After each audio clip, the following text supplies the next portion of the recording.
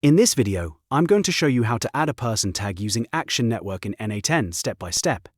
This is a quick workflow setup that can help you organize supporters, segment contacts, and keep your automation running smoothly.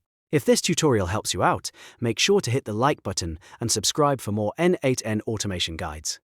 Let's jump right in. First, open the workflow you want to work on inside N8n. This is where you'll make the change, so make sure you're in the correct automation before you continue. Once your workflow is open, go to the Nodes panel on the right side of the screen.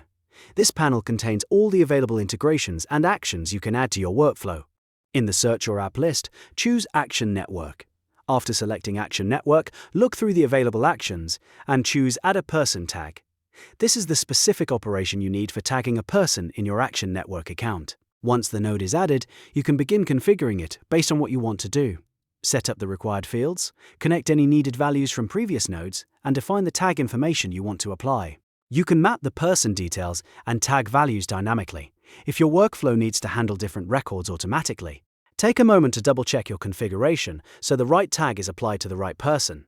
After that, save your node and test the workflow to make sure everything is working as expected. If the tag is added correctly, then your setup is complete. And that's it. You've now learned how to add a person tag using Action Network in N8n. If this video helped, don't forget to like, subscribe, and turn on notifications for more simple automation tutorials.